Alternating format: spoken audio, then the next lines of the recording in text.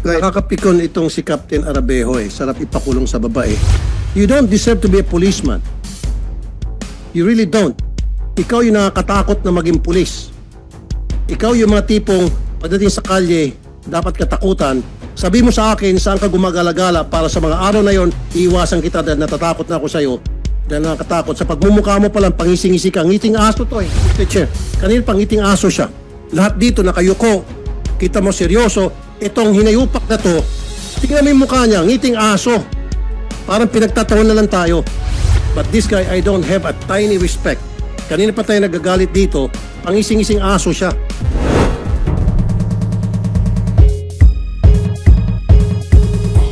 Mr. Chair? Yes, go ahead. Mr. Chair, Colonel umipig kasi kung hindi po sila pina-paraffin test, di paano niyo po masisigurado kung sino ang nagpaputok at sinong hindi?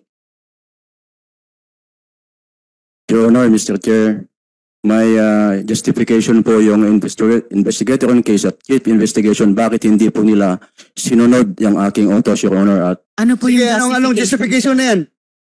Sino? Investigator? Your Honors, I am Police Captain Arabejo, the chief investigation of Motor City Police Station. Your Honor, there was no order to conduct paraffin tests on the suspects, 6 suspects. During the Mr. investigation, Chair, sorry to interrupt, Captain. Parang nasusurreal na ako. Parang bangungot na to. Sinasabi po ni dating Navotas City Police Chief, inutos nila, pero sinasabi po ni na Captain Arabejo, walang utos. Ano ba talaga? Bakit may lost in translation? Mr. Chair, baka may sagot si General Gapas sa misteryong ito? Yes, Your Honor, we had them explain kung bakit wala pong paraffin. And according to the explanation of Captain Arabejo, who is the chief investigator, and Sergeant Galvez, who is the IOC, signed by them, according to them, sir, because positively identified na yung 6th involved personnel that discharged their firearm, quote and unquote. The 2 of them, quote, the undersigned have decided not to subject the said suspect to paraffin examination. Therefore, we can see here, Your Honor, that not having the paraffin test on the suspect was a clear, conscious, deliberate decision on the part of the chief investigator and the IOC, sir. Pinapayagan po ba yan, General Gapas? Hindi po ba SOP kapag may operasyon, arresting operation man ito pero nagresulta sa ganitong putukan, may napatay pa? Hindi ba SOP ang pagkondukta ng paraffin test? Yes, Your Honor. So that's why kasama na ito dun sa mga administrative na kaso nila, ma'am, nahaharapin, ma'am, because of this. And Mr. Chair, mamaya itatanong ko kung hanggang administrative lang ba, wala bang kriminal? Besides, General, meron po bang na-recover na mga bala o basyo dun sa scene of the killing? According to the SOCO, ma'am, wala po silang nakuwang material evidence in the crime scene. Isa pa pong So, misteryo. So, alam mo, Mr. Chair, imamatch sa firearms ng ani. Alam mo, kayong dalawa, Terpio at De La Cruz, you have a lot of explaining to do. Bakit? Ako, kahit na hindi ko nakita, sigurado ako pinagpupulot yung empty shell doon ng mga tropa ninyo. Bakit wala nakita yung suko, kahit isa man lang? So kung pinagpupulot ang mga empty shell, mayroong kayong intensyon na itago ang katotohanan. Ayaw niyong malaman na kung sinong nagpapaputok. Dahil tinago niyo mga ebidensya. Tinanggal doon sa crime scene. Ang daming putok na narinig mo, di ba? Marami ka narinig na putok? Marami ka narinig na putok? Yes po. Yes. So ilang rounds estimate mo? Doon po sa 5 po, except po kay Sergeant Maliban, tagi-isa lang po, Your Honor. Tag-iisa. Opo. Tag-iisang round. Tagi-isang putok po. Isang putok. Opo. Si Maliban, ilan? Mga 3 hanggang 4 po. 3 hanggang 4. Nakita mo? Yes po. So saan siya nagpapaputok? Sa tubig po. Tubig. Sa ilog po. Alam mo, Mr. Chair. dali lang. Captain Arabejo,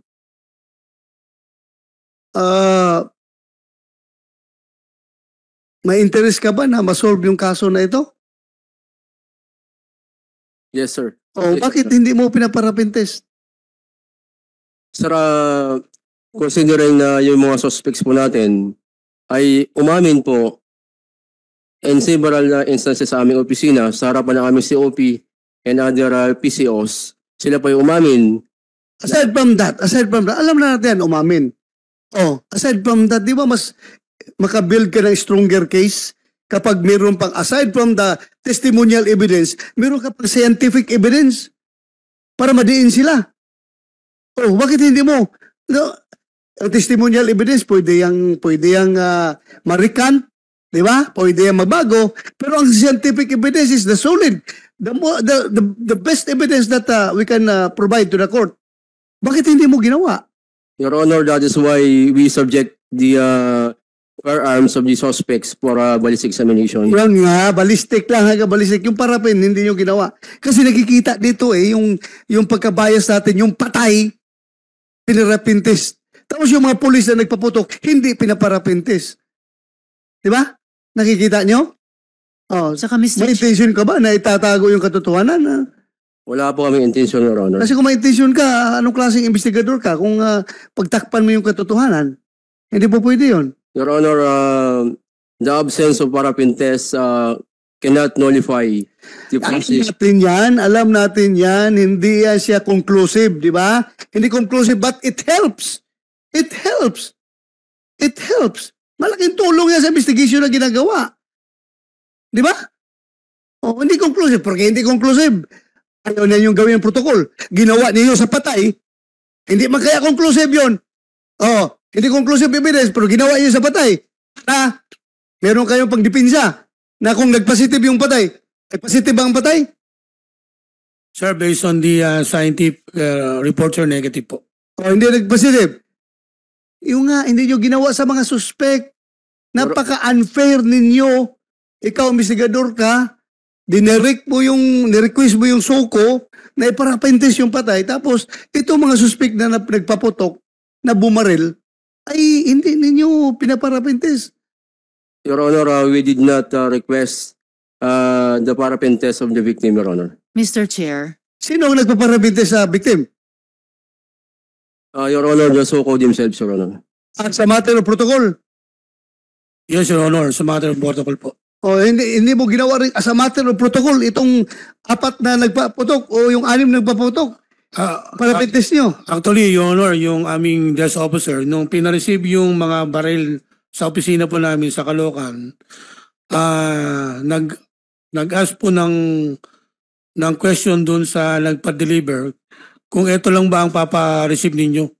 Yun po ang pagkakalam ko. Mr. Chair. Sige, go ahead, Senator Risa. Mr. Chair, so Police Captain Tipache, di ba kung may ballistics investigation, pero merong ding paraffin test, di ba mas magiging airtight yung kaso kung ganon, kesa kung ballistics investigation lamang? Yes, ma'am. So Mas kung maganda po, ma'am, kung may baril po, kung may involved naman na tao, ma'am, automatic, ma'am, talaga. Paparapin po yun. Para ma-match kaninong Yes, ma'am. firearm Yes, ang ma'am. kaninong mag-test ng positive sa paraffin test. ma'am. So kung ganun, Mr. Chair, bakit hindi nga po ginawa ni na Police Captain Arabejo? Di ba mas gusto natin mas malakas kaysa mas mahina ang kaso natin? Arabejo, is that your discretion not to subject them to paraffin test or umayaw sila? Klaruhin natin. Your Honor, that was based on our sound judgment and in good faith. Considering that the direct testimony of the eyewitnesses is sufficient to establish the guilt of these 6 suspects. Your Honor. Sorry, Mr. Chair, Mr. Chair, excuse me po. Sorry. Okay. Okay. Senator, Last point lang dito, kay Yes. Arabejo. Lahat tayong nagtatrabaho sa gobyerno, gusto nating mag-presume ng regularity, good faith. Pero sa sitwasyong ito, isa po ito sa maraming punto na parang hindi po talaga sound judgment, Mr. Chair. Salamat, Yes, Mr. Chair. Chair. Thank you. Nakakapikon itong si Captain Arabejo. Sarap ipakulong sa babae. Now, sabi nung si Captain Boy Tepase, protocol na parapin test victim and mga police involved sa shooting. And ikaw, sinasabi mo, sound judgment na hindi na kailangan base sa testimony ng mga witness. You don't deserve to be a policeman. You really don't.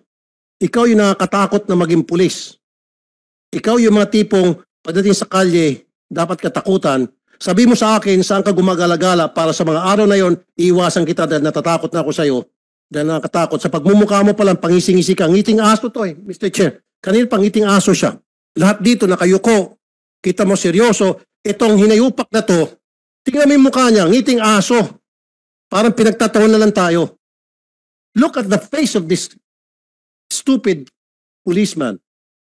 Pasintabi sa mga policeman na nandito, I respect you all, especially Lieutenant General Colonel Rodel Seramonia, and I respect this gentleman who's been a friend of mine for so many years.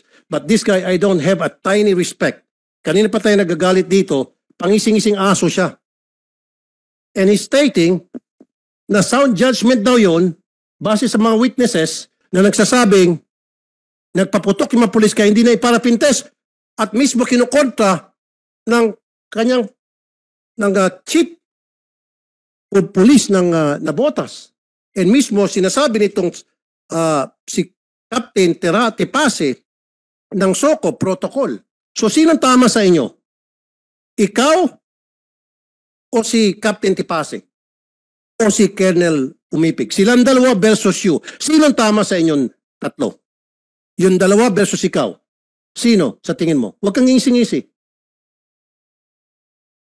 Captain, sir, sino po? Sir, ang alam ko po sir, tama po ang ginagawa po namin sir.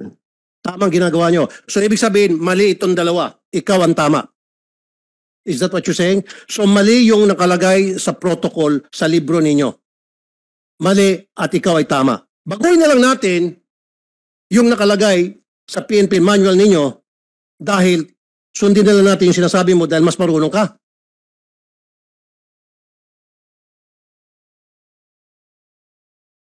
You see, you cannot answer. Kasi alam mo, mali ka. Kaya lang talaga, Mr. Chair, ang sarap ipa-contempt din to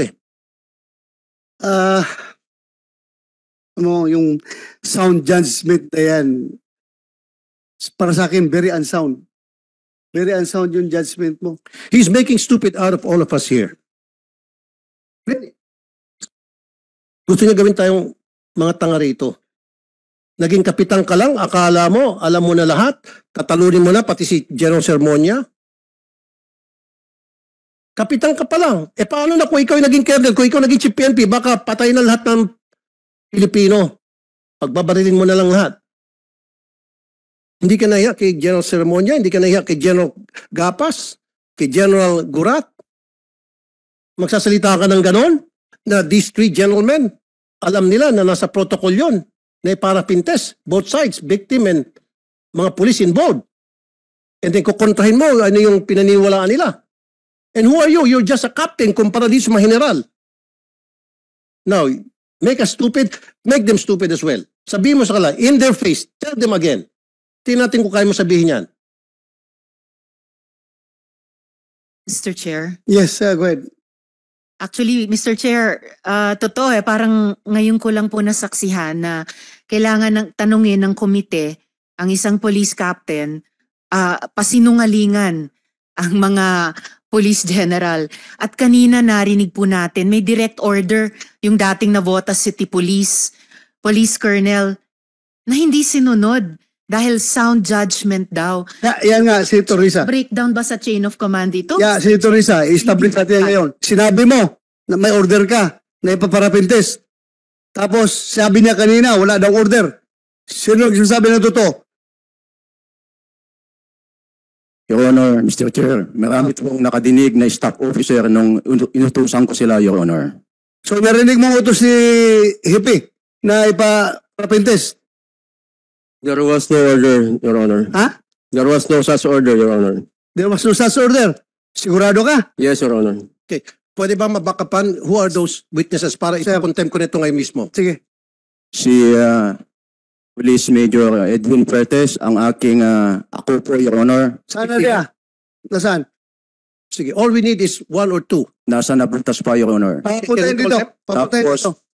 yung Chief Operations Officer ko, Your Honor, si Captain Mundihar, Your Honor. Papuntahin dito. So both of them will corroborate doon sa sinasabi mo na inutusan mo. Yes, Your Honor. Okay, Mr. Chair, kapag yung dalawa nag-corroborate yung statement niya, I want to file a contempt case against this guy. Yes. Type him in contempt para makulong.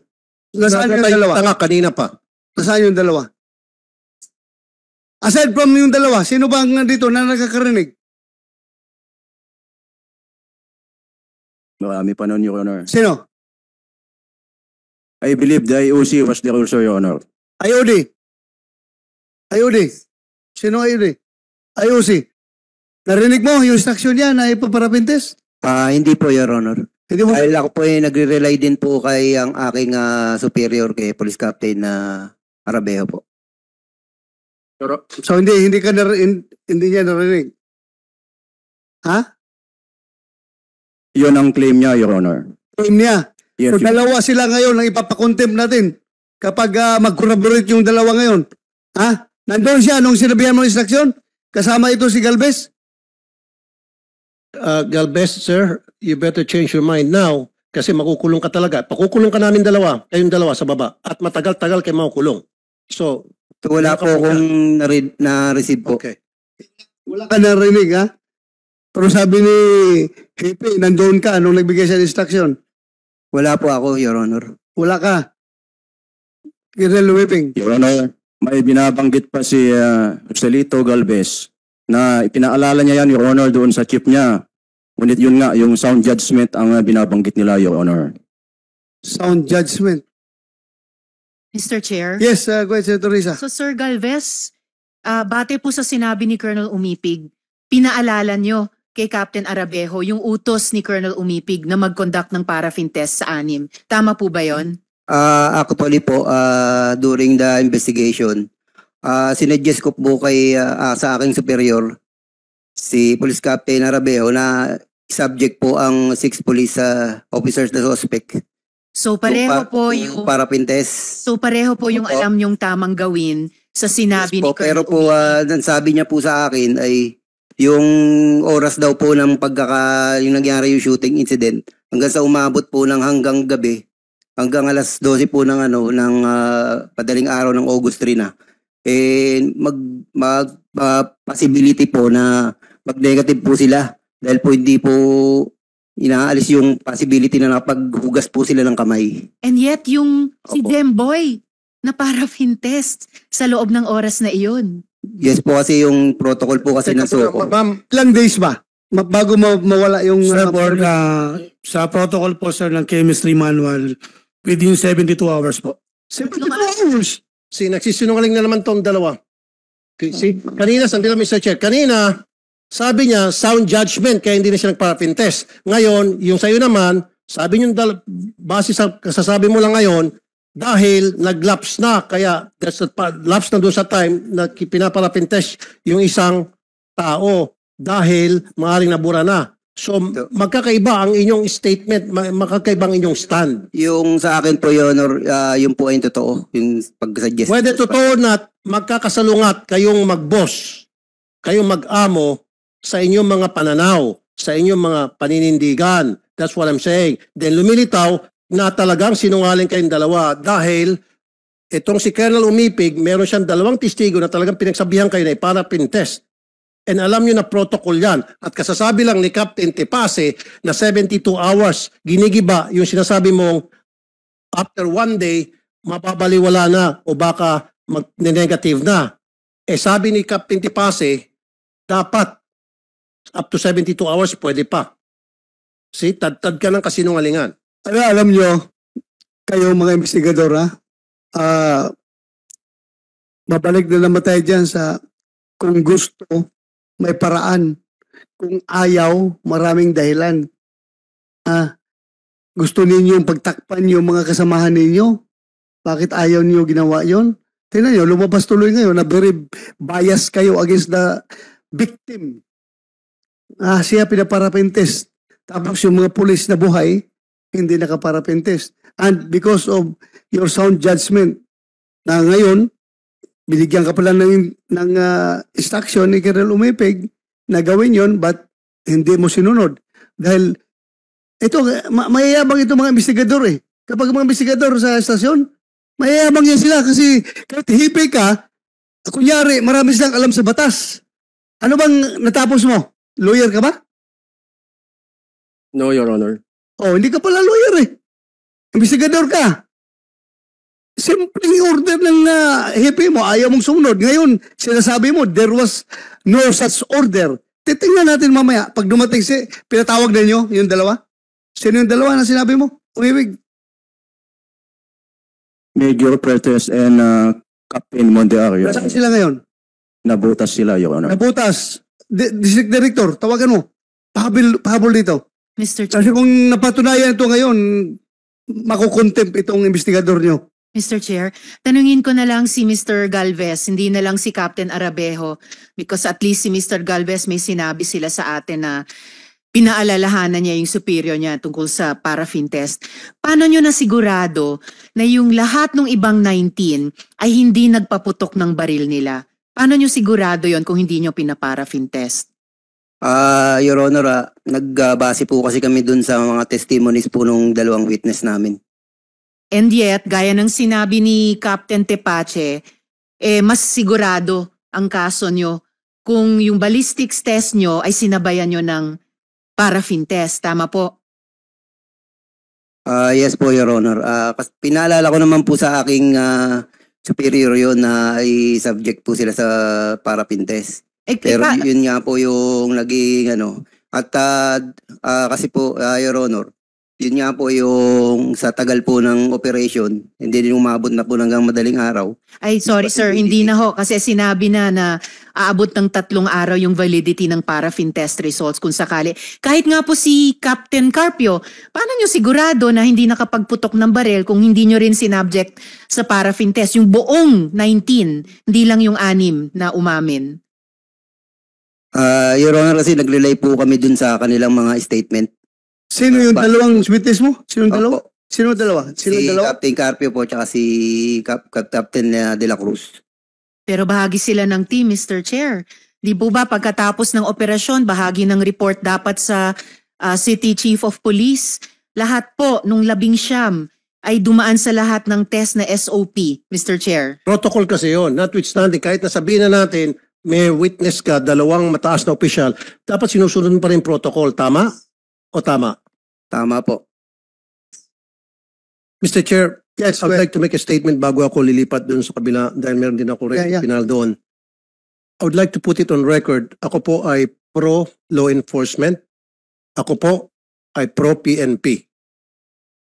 For more than 20 years, ako po ay nag-handle ng mga kaso tungkol sa pang-abuso ng ating kapulisan. And yan po ay nirefer ko din sa mga pulis din na nasusolve naman po. And I would like to go back in history about my family. Ang father ko po ay dating Philippine Constabulary. At lumaki po ako sa kampo, Zamboanga City, at nakita ko po yung takbo at patakaran sa militar, sa PC.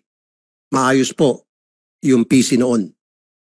And then my uncle, General Alexander Aguirre, dati po siyang NCRPO chief at tumulong sa pagpapaaral sa akin. At napakarami ko pong kaibigan ng mga general, colonel at mababang rangko. At isa dyan, and I'm very proud to say he's here right now, Lieutenant General Rodel Sermonia. And I know this gentleman, Mr. Chair, for so many years. Marami na po akong nilapit ng mga kaso sa kanya na agad-agad, walang kaabog-abog na bibigyan ng solusyon. And because of him, patuloy po ako nagrespeto sa ating kapulisan. Pero I have to do what I have to do para baguhin itong mga bulok na sistema sa ating kapulisan. Saan nagkulang ating pulis? Recruitment, screening, neuropsychiatric exam, training, etc., etc. Now we really have to change. Because if we do not, then masasayang lang po itong mga pag-uusap natin dito ngayon. And we have to craft laws na para matulungan sila, magkaroon sila ng tools, not only to protect our citizenry, to protect themselves as well. Para hindi sila basta-basta mapagbintangan na lang na ginawa, na samantalang hindi naman nila ginawa. May ganun mga kaso na napagbibintangan kayo. That's why we have to come up with laws to protect both sides. Kasama na nga dyan yung body-worn camera na hindi naman sinusuot. Na at that time, hindi sinuot ng operatiba at sinabing sira. At meron akong pinapasambil na kapag merong insidente na pinatay ang camera o sira ang camera, CCTV or body-worn camera during operation or during critical moments, makukulong yung police pati yung kanyang supervisor. Excuse me, Senator Tulfo. Sinabi ba nyo nasira yung kuan nyo? Body-worn camera? Your Honor, sir, according po sa may hawak po nun, kung di po ako nagkakamali, may problema po ata yung may hawak. Limata, klaruhin mo. Anong team leader ka? May problema ang body-worn camera?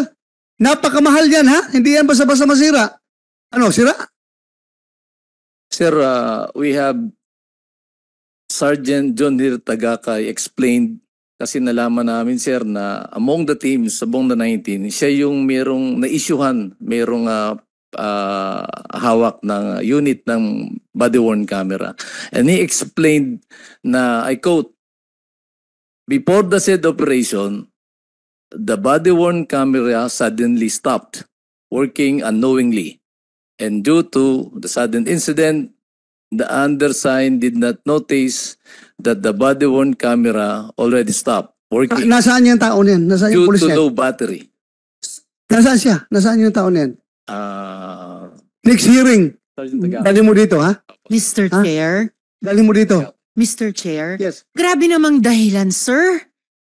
Tumigil ang body-worn camera na ibinigay, nag-appropriate ang Kongreso, inutos ng Korte Suprema laging buksan sa ganitong mga operasyon dahil sa low bat. Hindi ba yan ang pinaka low level na paghahanda sa anumang ganitong plano? In fact, Mr. Chair, gusto ko po sanang ipasagot din doon kay Sergeant Tumakay or ano pong Tagakay. Kasi yung ibang ulat naman po na natanggap natin, hindi po sira, kundi sinara, pinatay. Kaya gusto ko pong itanong, sino nagbigay ng utos na isara yung mga body-worn cameras? Mr. Chair, pwede bang tapusin ko ang statement ko? Yes, yes. Yes. Snap. Sorry. Okay. Continue. Now, there has to be some changes that we should do immediately para hindi masayang yung mga ginagawa nating paghihiring dito. And then we have to craft some laws, like I said earlier, to protect the citizenry from abusive members of the PNP and to protect themselves as well, na para hindi sila basta-basta mapagbintangan. It's very unfortunate, sunod-sunod po yung mga pang-abuso ng kapulisan na nakarating po sa akin, and dalawang insidente recently nagsumbong sa akin. Una, halimbawa, sa Pandi, Bulacan, isang grupo ng Bonnet Gang na later na pag-alaman ng mga pulis. Pinasok ang bahay ng isang tao dahil sa timbre ng isang asset na nandun daw yung hinahanap nila may warrant. Wala silang warrant of arrest na pinakita, walang search warrant, nakabonet sila, pumasok ng bahay, natural, yung may-ari ng bahay, pumalag at nagkaroon ng commotion. Anong ginawa nitong Bonnet Gang ng mga policeman? Kinulong yung may-ari ng bahay sa kasong direct assault and resisting arrest. Again, nakabonet. At hindi alam na sila pala yung mga pulis. Walang warrant, walang search warrant, walang ID, no nothing. Pangalawa, nung pagpunta po nung anak nung kinulong para dalawan yung kanyang tatay, pati yung anak kinulong. Case number 2. Rodriguez Rizal. 15 years old, binaril. Pulis, kasama ang kanyang asset, nakamotor, hinahabol, ang isang citizen. Kinikasing at hinabol. Natural, tatakbo yung isang citizen na yon dahil nakasibilyan at hiningian ng papeles na hindi naman nagpapakilalang pulis. Nang tumakbo yung sinisita nila, nagpaputok itong pulis. Tinamaan yung kapatid nitong biktima na papalabas ng bahay. Patay. And recently over the weekend, ito po, nabasa ko article ng GMA7. 15 years old na binatilyo, binaril. Dahil pinagbintangan na nagnakaw ng cellphone. Sana po, stop na rito. Pero I doubt. Asahan po natin. Let's brace ourselves. Marami pa pong mangyaring ganito.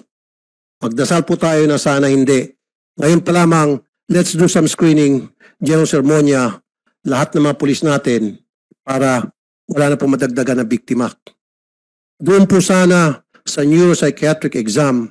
Kasi po ako, Mr. Chair, nakapag-neuropsychiatric exam, nakita ko po na parang madali lang.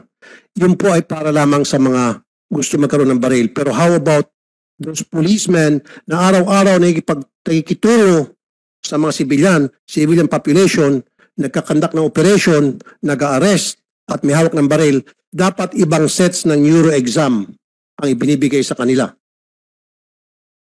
And lastly, Mr. Chair, baguhin natin yung recruitment process. Baguhin natin yung training. And then on a regular basis, periodically, palagi dapat tinitrain, sineseminar, dinadrug test, random drug test, and neuropsychiatric exam ang mga police. Why? May mga police na nakapasa sa neuro, nakapasa sa drug exam, mabait sila, matino. Pero later on, nagbago ang kanilang sitwasyon dahil sa kanilang environment, dahil sa kanilang trabaho, then naging loko-loko. Pero kung maagap tayo sa ginagawa natin training seminar at pag-exam sa mga pulis natin, ito po ay pwedeng mababawasan. Maraming salamat, Mr. Chair. Magandang hapon po sa lahat. Thank you, Senator Tulfo. Mr. Chair. Yes, Senator Risa. Mr. Chair, kung wala na rin po tayong mga tanong kay Ms. Roda, baka pwede tayong humingi ng isang huling statement sa kanya bago siya i-excuse ng komite. Yes, Ma'am Roda, go ahead. Meron ka pang gusto sabihin? Sige po, makinig kami. Ms. Roda, para yung audio niyo. makapahinga ka na after that. Go ahead. Nananawagan po ako sa Senado na sana po matulungan niyo po ako na makuha po namin yung stisya para po sana po kay Jimboy. At po sana po mabigyan po yung attorney namin ng mga ebidensya para po maluko po yung kaso ni Jimboy na maging murder po. Mas mataas pa po sa pinasa po ng mga pulis sa anak ko. Saka nananawagan din po ako sa mga katulad ng ina, sana po wala na pong mangyaring katulad ng nangyari kay Jimboy na pagkamala nila na mamamatay tao na waldapper. Sana po yung mga pulis, sana po mag-ano po sila na kung ano po gagawin nila. Yun lang po. Maraming Salamat salamat po, sa iyo. Ms. Roda. At Mr. Chair, Ms. Roda, inuulit lang po namin yung taus-pusong pakikiramay po sa inyo at yung pakikiisa po namin sa paghahanap nyo ng hustisya. Salamat sa gitna ng lungkot nyo, naisip nyo pa yung ibang mga magulang, ibang mga bata at naisip nyo pang manawagan sa PNP. And Mr. Chair, mamaya ililista ko rin po yung mga iba pang dokumentong hinihingi ng pamilya at yung mga abogado nila para nga po matulungan silang ihanda yung kanilang mga kaso. Pati na po siguro, Mr. Chair, contact person na pwedeng ibigay ng PNP sa mga abogado ng pamilya ni Ms. Roda, ni Jem. Yes, Maraming salamat, Senator Ms. Risa. Roda. Salamat. Yes, Ma'am Roda, maraming salamat and we will do that. General Sermonia, magkuhan ka ng layason doon sa pamilya, ha? Mag-assign kayo ng layason na tao, liaison officer para tutulong sa kanila. At para madagdagan na rin, mawawala na rin yung takot nila na natitritis sila, baka barilin daw sila sa ating gabi. Mag-assign ka ng tao doon na mag-liaison sa kanila. Yes, sir. Para yung mga pangangailangan nila matulungan.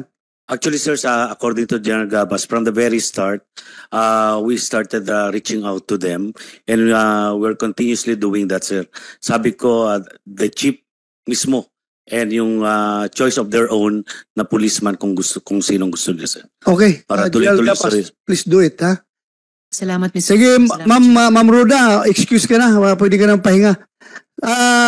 Pakisabi na lang po doon kay yung uncle ni Jimboy na si Nicanor Guillermo. Imbitahan po namin siya, baka pwede ka makatulong sa amin para makapunta siya dito sa hearing na gaganapin natin next week. Pwede ba siya mga Monday papuntahin natin dito? Si Nicasio Guillermo. Ha? Para pakinggan natin yung size niya. Anyway, to be announced pa pala yung schedule. Inform lang namin kayo sa schedule. Thank you po. Salamat, ha? Salamat. So, Captain Anthony Mundihar. Mag-out muna kayo. Yes, mag-administer mo ng oath ang COMSEC. Dalawa kayo dyan? Sino yung isa kasama mo? Sino yan? Kasama ko po si Major Edwin Puertes. O kayong dalawa, mag-administer ng oath si COMSEC. Do you swear to tell the truth, the whole truth, and nothing but the truth in this hearing and investigation, sirs? Yes, sir. Thank you, Yes, sir. sir. Please take your seat, sir.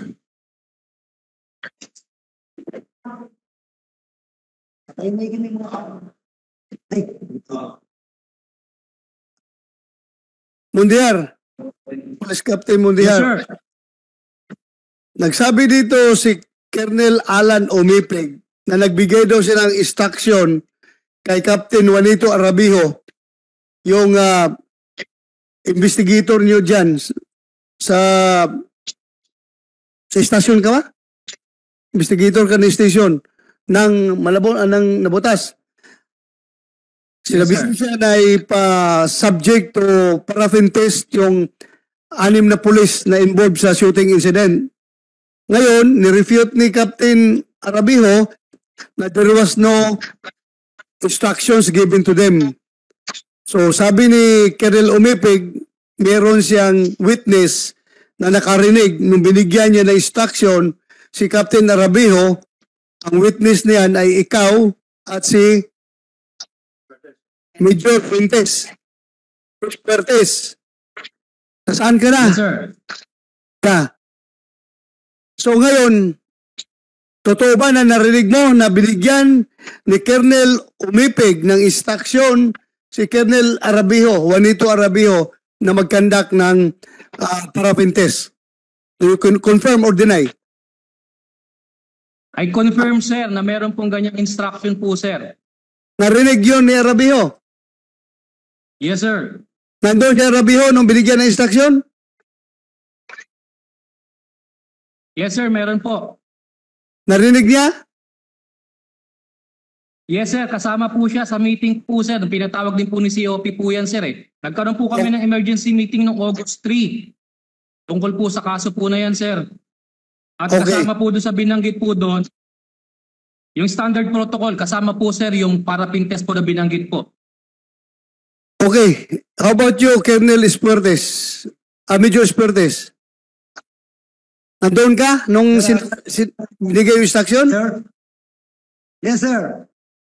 Meron po kaming after activity report, sir, ng emergency case conference noong August 3. Particularly, sir, sinabi po doon na pag-usapan yung standard protocol, sir.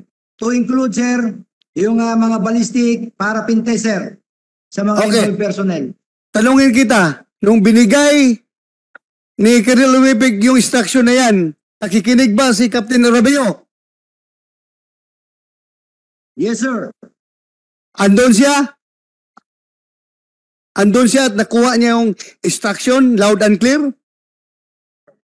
Yes, sir. May mga photographs pa po yan, sir. So therefore, you are lying, Captain Arabejo. Your Honor, can I answer? Can I answer, Your Honor? Yes, go ahead. Sir, we have a conversation with our Chief of Police. And I quote, prepare kung pwede pa ipaparapin test mga yan. Ito sir, nangyari ito, August 10 na po ito, which is highly impossible na po na mag-request kami ng parapin sa mga suspect kasi dapat within 72 hours lang po. So sir, ito, yung kanyang defense dito ay... Sandali. Anong date yung nag-conference kayo? Nabinigyan ng instruction? August 3 po, sir. August 3. August 3? Ha? Huwag kang patawa-tawa. Nagagalit si Tulpo sa iyo po. Yung para nakaluko ka. Ha? Akala, is this a laughing matter? No, sir. No, sir. Ha? No, sir. Bakit pa smile ka? Kasi sir, hindi po kasi totoo yung sinasabi niya, sir. Totoo. Ito sir, may text po kami dito kasi. Hindi ako nagtatanong sa text mo. Doon sa date ng case conference na sinabi ng instruction ni Umipig. Anong date yon? Kayong dalawa, anong date? August 3 po, sir. August 3. Yun sa'yo, August 10. Sir, madali po magawa ng case, yung date na yan, ng case conference na yan. Sinungaling itong dalawa? Ha? Anong araw yung case conference nyo? August 3, Your Honor. August 3. Ito sir, basahin ko po yung laman po ng text po namin, ni si OP. Ano text, ano? Yung text po sa akin ni si OP, sir. Hindi ako nagtatanong sa text. Ang tanong ko yung conference. Kung saan binigyan ka ng instruction. Verbally. Doon sa conference. Bakit mo ko bigyan ng text? Sir, ito po kasi ang katulayan na wala pong ganun instruction. Instruction? Sinabi na nga itong dalawa, tatlo na nga sila nagsabi. Ano, ginagago mo kami dito? Hindi po. Akala mo magaling ka ng investigador? Po, sir, hindi po. Damn it. Hindi po. Ha? Senator Risa, can you please move for the citing in contempt of this? I will do so in 1 second, Mr. Chair. Huling tanong na lang kay Mr. Galvez. Kung maaari, Mr. Chair, bago ko i-move. Yes. Mr. Chair, salamat. Gusto kong bigyan ng huling-huling chance si Mr. Galvez. No, patotohanin talaga.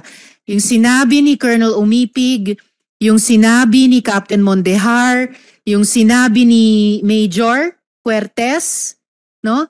Yung sinabi ng iba niyong mga colleagues dito, naalala niyo po ba yung instruction na yan? August 3, sa emergency meeting tungkol sa after action report, na talagang nag-utos si Colonel Umipig ng paraffin test sa buong 19 na iyon. Actually, Your Honor po, hindi po ako nakaabot nung time na sinasabi niya verbally po ni aming Chief of Police yung pagkandak ng parapin. Kasi po, kalahati na po ng briefing ako nakarating po. Kaya hindi ko po na-witness na yung verbal instruction po sa aking superior. Pero sabi nyo rin sa amin kanina, pinaalalahanan nyo si Captain Arabejo na dapat mag-paraffin test. Nung August 3 po ng madaling araw na, almost 12 o'clock na po ng umaga. Sinuggest ko po yun, Your Honor.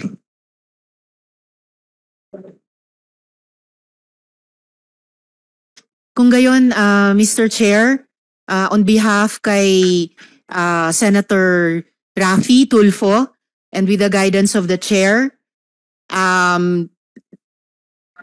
with warning kay Mr. Galvez, nag-extend lang ng pasensya ang komite para sa mga susunod na hearing na dapat mas forthcoming pa. Pero on behalf kay Senator Tulfo and with the guidance of the Chair, I move para i-cite in contempt si Police Captain Arabejo. I so move, Mr. Chair. Thank you, Senator Risa. There's a motion to move in contempt Police Captain Juanito Arabejo. Any objections? Hearing none, Captain Juanito Arabeo is hereby cited in contempt. So ordered.